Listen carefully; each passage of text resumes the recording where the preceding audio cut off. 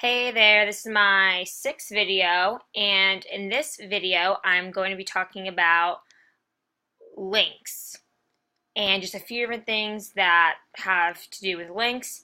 I really have not practiced this and given this very little thought, so this should be interesting. I may have to pause it a few times during.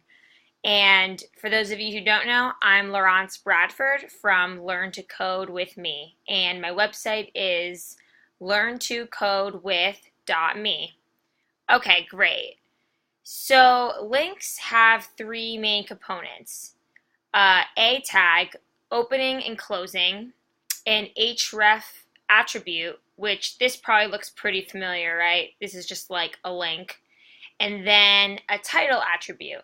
However, I must say that title attributes are not always necessary, or they're kind of optional, but I guess for SEO they could help. Okay, so let's start this off. Let's do an example. Okay, this is cool. So we're going to do a tag. So a href equals, and then we put the link here. Let's do http:// learn to code with.me to see. And then we can really just close this, okay? So let's take a look at what this looks like. Let me see. I think this is my website. Let's open with Chrome. Wait a second. I don't see it. I wonder why. The reason why is because right between here, you need to put text that is going to display the link, okay? So look at this, learntocodewith.me. Notice this is between the closing A tag, because all of this is kind of like with the A in the front, and then the closing A tag. So opening A tag, closing A tag. Okay, save. Oh, look. There it is. You see it? I just clicked it. Let's see. Oh, look. It brought me right over there. Cool. Let's go back. To make this easier to read, now this is actually something new that I don't have on my slide. Uh-oh, deviating from the slide. This is a BR tag, which is also known as a break tag. So it kind of just puts in a line break. So see how I just push that down there, which makes it a lot easier to learn. Okay, back to the slideshow. Anyway, that's how you make a basic link. And if I was going to do the title attribute, I would put it here. Learn to code with me. All right, let's go back to the browser. All right, as you can see, oh, yeah, there it is. Okay. When you hover over it, see how the title then shows up? That's what a title is. Okay, cool. So, yeah, I don't know why I put this on its own, but basically an A tag can also, it doesn't have to surround text, it can also surround an image, so that would also make it a link. So, yeah, you can make images links. Okay, so what I'm going to do, let's go back to our thing, our image. I want to take an image and I want to put it in our image file so we can use it on our website. I'm actually going to pause this for a second because I don't want everyone to see all of my vacation photos and whatnot. So hold on. Okay, and I'm back. So basically what I did was I found an image of me on my computer. So this is my website file, and I actually copied it and I pasted it. So this is the image now, and it's just titled me.jpg, and it's in my images folder. Okay, great. So we're going to get back to that later. I'm just going to keep that there.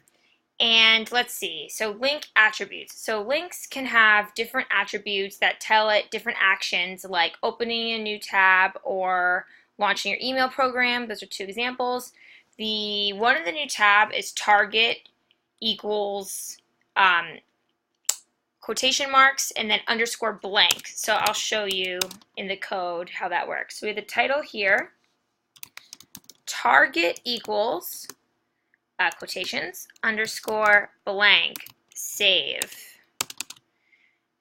Let's refresh this.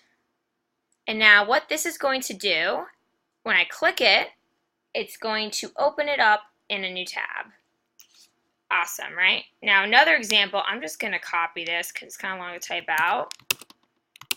This works with email. Let's just make this in its own paragraph. So ahref, okay, so this is actually wrong. It's supposed to be closing there.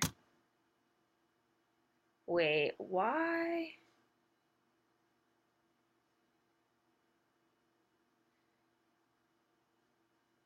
Sorry, hold on. Something's not right with this. BRB. All right, you know what it was? I had the wrong semicolon over. Look, if I could, hold on. See how it's like swiggled sideways when I replace it? You can tell because Sublime Text 2 changes the way the text looks for you, which is awesome, so you know if you have an error or not. All right, let's go back. Oh no. Okay. Refresh. Email me. And look, well, it opens up in my mail, which I don't really like. There's a different way to do it for Gmail, but we're not going to get into that right now. Anyway, you see how that works. Okay. So yeah, those are those two examples with the mail to and the target blank. Okay, so then this is why I wanted to save the image. So there's relative versus absolute paths. And with a relative path, the way I kind of think of it is, so your website is basically made up of all these different folders and different, folders with folders and files and folders and so on. So if you're calling an image saved in the same folder as where your file lives, you can actually just call it like this, file name.jpg. But if your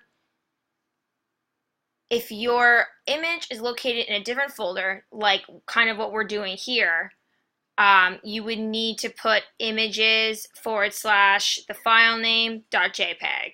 Okay, so we're going to, all right, we're going to, let me see how, because if I show you how to do images, that's like a whole other thing. Let me just see if this works though.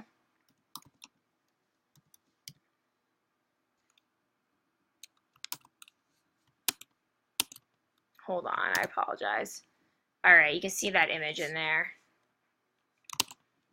All right, so I don't have this on the slides, but basically this is how you do an image in your HTML. This is an image tag. And the SRC, I think it means source, or it means, I forget. I'm terrible, I'm sorry. SRC, I don't know if it means source. I feel like it does, but I don't know if it does. Images / me.jpg, that's the file name. That's the folder it's in, if you recall. See, the index is in this website folder, and then there's an images folder, and then me.jpg is in there. Okay.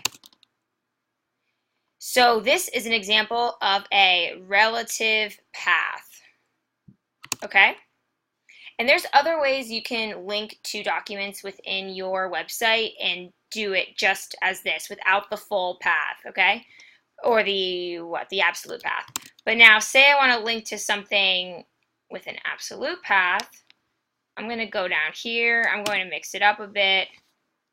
I'm going to do, actually I won't, href, learn, learn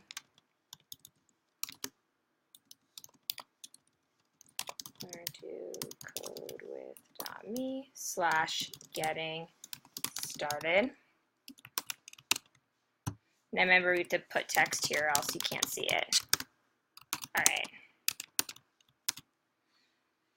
So this is an example of an absolute path because the full file name was there, right? Now, if this was on another file on my website, I wouldn't have to put the whole URL there. I could just do the slashes without the domain name, I guess you could say. Yes, so as you can see, we now actually have some links. We have a link to my website right here.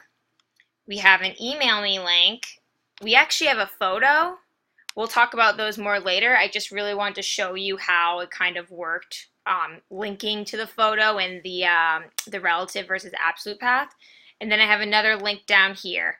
And now both of these links, the Learn to Code with.me and the Get Started, are the absolute paths, yeah, because it's taking you to another website, and you usually use those absolute paths when you're going to another website. But when you're staying within your own, you can then use the relative. All right, thank you. So that's video 6, and looking forward to seeing you next time.